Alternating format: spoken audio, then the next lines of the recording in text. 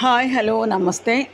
ఎలా ఉన్నారండి? బాగున్నారు? నేను కూడా చాలా చాలా బాగున్నానండి. మీరందరూ కూడా చాలా చాలా బాగుండాలని, ఆయురారోగ్యాలతో సుఖంగా సంతోషంగా ఎప్పుడూ నవ్వుతూ ఉండాలని నేను భగవంతుని ప్రార్థిస్తున్నాను.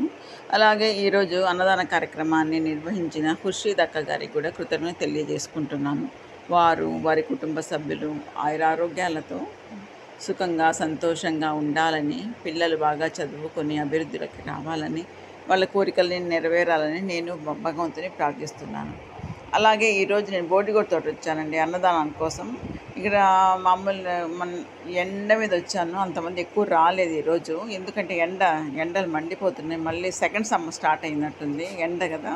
అది నేను కొంచెం లేట్గా వెళ్ళాను. నాకు కొంచెం రెడ్ రెడ్ క్రాస్లో నాకు వేరే నాకు పని ఉండింది కొంచెం. అది చూసుకుని వచ్చేసరికి నాకు చాలా లేట్ అయిపోయింది. అందుకని ఎవరు రాలేదన్నమాట ఎక్కువగా. సరే నిలబడుకున్నాను చాలాసేపు. అందరు పిలుచుకొని వచ్చామన్నమాట. అందరూ వస్తూ ఉన్నారు. అంటే ఎండ కదా, అందరూ ఇళ్ళల్లో ఉన్నారు. ఈరోజు నాతో పాటు భాగ్యమ్మ గారు, రమణమ్మ గారు ఇద్దరు పాల్గొన్నారనమాట. నేను ఫోన్ చేసి చెప్పాను వాళ్ళకి ఎప్పుడు చెప్పాను, 1 గంటకే చెప్పేసాను వస్తున్నానని. మళ్ళీ నాకు కరెక్ట్గా బయలుదేరే ముందు కొంచెం పని పడింది.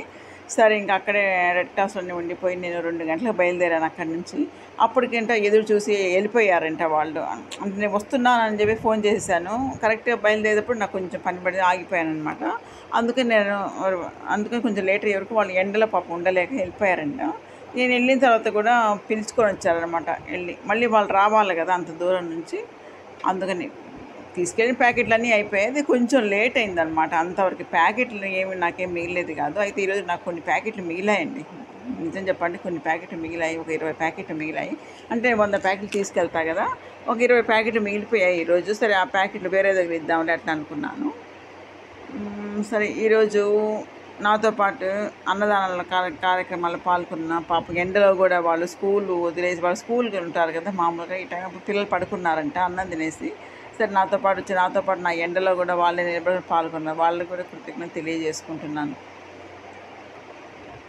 మన సంస్థ తరఫున ఎన్నెన్నో సేవా కార్యక్రమాలు చేస్తున్న జానీభాయ్ గారి ఫ్యామిలీ కుటుంబ సభ్యులందరికీ పేరు పేరున కృతజ్ఞత తెలియజేసుకుంటున్నానండి. ఎందుకంటే వాళ్ళు మన సంస్థ తరఫున ఎన్నోసార్లు ఎన్నో కార్యక్రమాలు చేశారు. ఈ నెల కూడా వాళ్ళ కుటుంబ సభ్యులు 3 సార్లు అన్నదాన కార్యక్రమాలు చేసి ఒక్కసారి 5,000 రూపాయలు మనకు విద్యాదాతలకు ఇచ్చారన్నమాట. నేను చెప్పాను కదా కొన్ని ప్యాకెట్లు మిగిలిపోయాయని. నేను అక్కడ గేట్ ఉంటుందన్నమాట. ఆ గేటు దగ్గర కొంతమంది నిలబడుకో ఉంటారు. సరే అక్కడ ఇద్దామని చెప్పేసి ప్యాకెట్లు తెచ్చాను. అక్కడ ఉన్న వాళ్ళకంతా సరిపోయాను. పాపం ఎండలో కూర్చోంటారు అనమాట. చాలా పేదవాళ్ళు వాళ్ళు. వాళ్ళు కూర్చోంటారు. అంటే పనులకు వెళ్తారు కదా, పనులు లేవనుకో వాళ్ళు కూర్చోంటారు అనమాట. వస్తే ఎవరన్నా బేల్దాలు అలా వస్తే పనులు పిలుచుకెళ్తారు. పనులు పిలుచుకెళ్ళలేదు, అక్కడే కూర్చోంటారు పాపం.